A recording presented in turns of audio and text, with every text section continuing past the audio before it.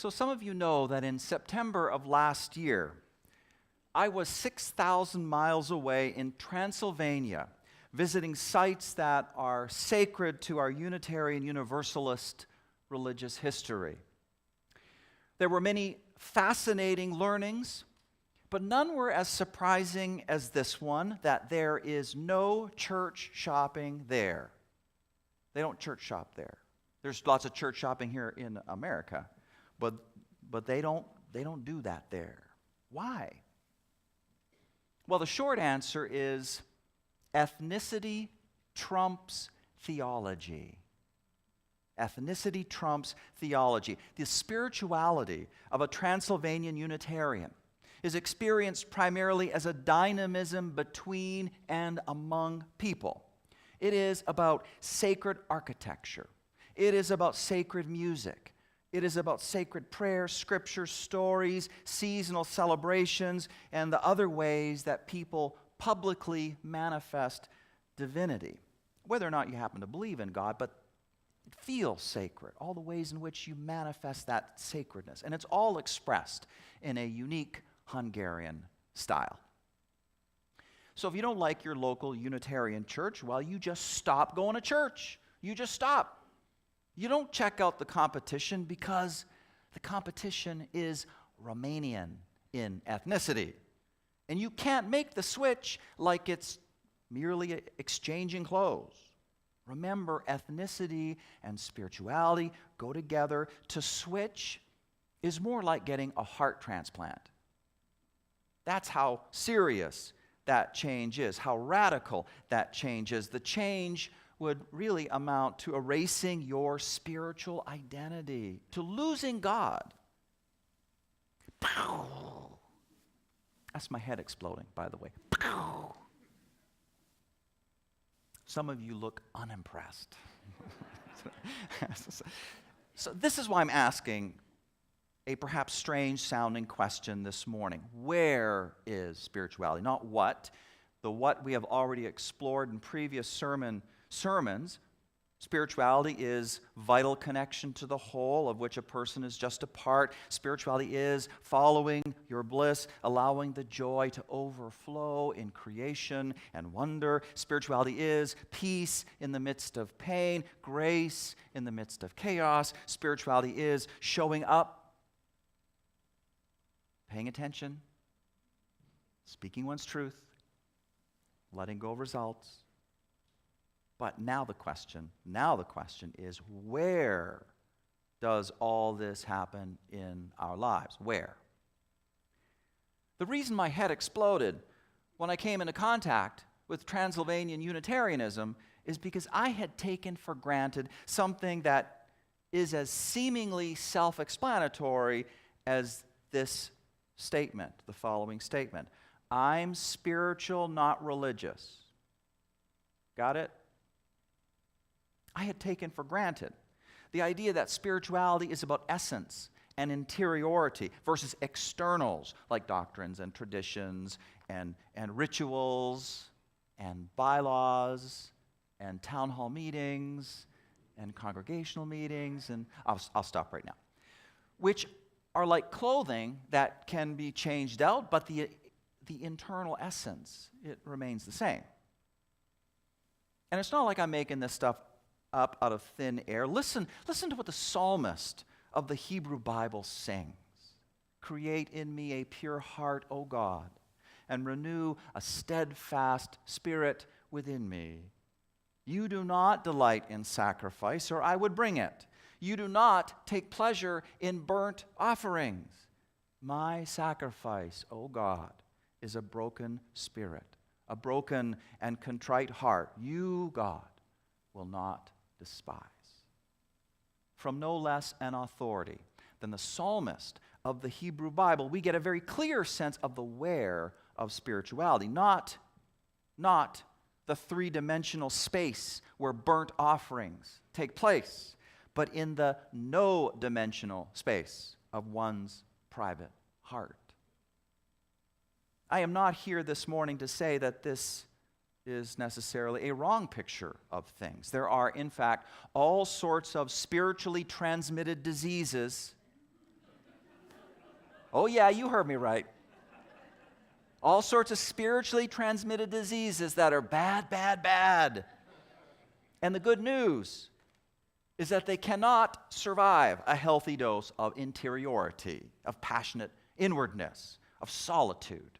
And here's two of these spiritually transmitted diseases that writer Mariana Kaplan, PhD, talks. You guys are listening even more intently than before. I'm just saying. Here's the first one. Faux spirituality. Faux spirituality. Faux spirituality is the tendency to talk, dress, and act as we imagine a spiritual person would. Or whatever that, spiritual people, they come with music and you can just hear it. Just going to move on. So I'm going to move on to my next sentence here. It is a kind of imitation. No. It is a kind of imitation spirituality that mimics spiritual realization in the way that leopard skin fabric imitates the genuine skin of a leopard. Can you see that? Have you ever seen this STD in play? Have you ever seen this? What about this one? The next one. Group mind. Group mind. Also described as groupthink, cultic mentality, or ashram disease. Yeah. Group mind is an insidious virus that contains many elements of traditional codependence. A spiritual group makes subtle and unconscious agreements regarding the correct ways to think and talk and dress and act. Individuals and groups infected with group mind virus reject individuals' attitudes and circumstances that do not conform to the often unwritten rules of the group. And there you go. Now, thinking and feeling for yourself, grounding yourself in your authenticity, engaging in interiority and passionate inwardness and solitude, these things purify the heart. And you know what? A purified heart is impervious to STDs like faux spirituality and group mind. God, create in me a pure heart. Create in us, all of us, a pure heart. But now I want to drop a but on all this. But. Remember the Transylvanian Unitarians, for whom church shopping is unthinkable. Inner thoughts and feelings, inwardness, solitude can't possibly be all there is to spirituality. Perhaps what is external is more important than we know. And one way to grasp at this is to realize that when inwardness is the only place we expect spirituality to happen, we tend to become vulnerable to other STDs. We do. It happens because inwardness is a space of private individualism. Inwardness is a space that is clear of the influence of others. Inwardness is it's all about me. It's just about me, myself, and I. And if you happen to believe in God, God's in there too, but maybe not. And so, here's a kind of STD that can be caught. I call it thwarted genius. Thwarted genius. All you CDC people out there are probably going, what is that virus? Our transcendentalist forebears spoke constantly of the genius potentials that lie within every person. And the truth is, genius, no matter how deep, it requires outside help. It requires teachers. It requires educators. It requires practice. It requires time to unfold and develop. But the thwarted genius STD rejects that idea. And so one of the manifestations of this STD is impatience towards and dismissal of religious ideas and practices that do not instantly work for you. If a spiritual idea or a practice doesn't seem to connect you to your native genius and give it easy explanation, well, something must be wrong with it. Throw it out. That logic makes as much sense as a beginning figure skater saying, and of course I would go to a figure skating example, right? As much sense as a beginning figure skater saying, well, The fact that I can't do a quadruple Lutz right now must mean that quad Lutzes are impossible and figure skating is a complete sham. You see what I mean? Another STD that exclusive devotion to inwardness makes us vulnerable to is unconscious group mind. That's what I'm calling it, unconscious group mind. Through spiritual inwardness, which is a rejection of religious doctrines and traditions and rituals and other externals, the burnt offerings, right? We think that we have escaped the pressures of the crowd. But the fact is there is always some kind of crowd exerting some kind of pressure. What about the crowd that is the culture beyond the religious externals we are rejecting? So here's how this often plays out. Fast food spirituality. The culture all around us says, fast is good. You deserve a break today. You can have fast. That's what the culture around us says. And without dropping a beat, we go for it. We take that on for ourselves. Monday, we explore shamanism. Tuesday, we explore Sufi dancing. Wednesday, we explore Hatha yoga, and on and on and on. The religions that are the origin of these practices tell us that spiritual transformation is hard work and takes a lot of time and discipline. But we don't hear that stuff. It doesn't jibe with the unconscious group mind of the larger culture. We have taken it on. We don't even know it. We've taken it on. Unconscious. Unconscious group mind, STD. We think that inwardness has protected us from all bad external influences that will taint our authenticity, but the reality is no. No. What is needed to create immunity to all of the nasty, spiritually transmitted diseases out there is a spirituality that is both internal and external to the person. We need the pure heart, but we also need the analogs to the ritual of burnt offerings that the psalmist critiques. We need inwardness, but we also need the sacred architecture, the music, the prayer, the scriptures, the stories, the seasonal celebrations, even the congregational meetings. We need that too.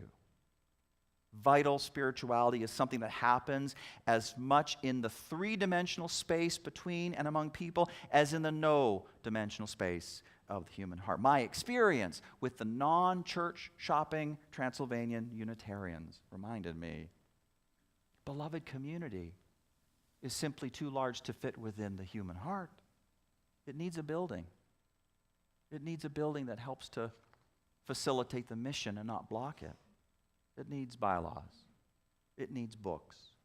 It needs symbols and rituals, history, heroes. The end, says Dr. King, is the creation of the beloved community. It is this type of spirit and this type of love that can transform opposers into friends. It is this type of understanding goodwill that will transform the deep gloom of the old age into the exuberant gladness of the new age. And so as Unitarian Universalists, we engage in our version of burnt offerings. We like the chalice to dedicate ourselves to our high values. We say the 7 principles and the 6 sources to remind ourselves who we are. We recount our history of seekers and searchers like Elizabeth Palmer Peabody and Ralph Waldo Emerson, so we can be inspired to be our best selves. We act together for justice and for peace. We do all of this and more because our religious externals widen our individual vision and they renew our individual strength. They coach us so we can develop our genius spiritual potentials and express them in our living. They help the heart resist the crowd that tells us that fast is always good. Thwarted genius, be gone. Unconscious group mind, get back, Jack. Haven't said that for a while. You know, you are never going to hear me say something, and that is, I am spiritual, not religious. I will not say that. Because religion is a part of the spiritual. Unitarian Universalism, a religion, is part of the spiritual. It is just spirituality as it plays out in three-dimensional space, joining hands with the spiritual that takes place in the inwardness of the heart. I need beloved community as much as I need a purified heart. Both are needed to transform the deep gloom of the old age into the exuberant gladness of the new age. And God stepped out onto space, says James Weldon Johnson in that beautiful poem, The Creation. And God stepped out onto space and he looked around. But you know, God doesn't then say, well, I have everything I need inside my big old heart. I am a bowling alone God, after all, just like Americans are. I've read the book. So all I need is my private road to bliss. All I need to do is meditate. All I need to do is just get centered in my solitude. God does not say that in the poem. And the Transylvania Unitarians really get this. God says, I'm lonely. I will make me a world. We co-create with God when we create together beloved community, buildings and books, bylaws, symbols, heroes, history. Intensely, powerfully. In this way, the beautiful work of spirituality goes on.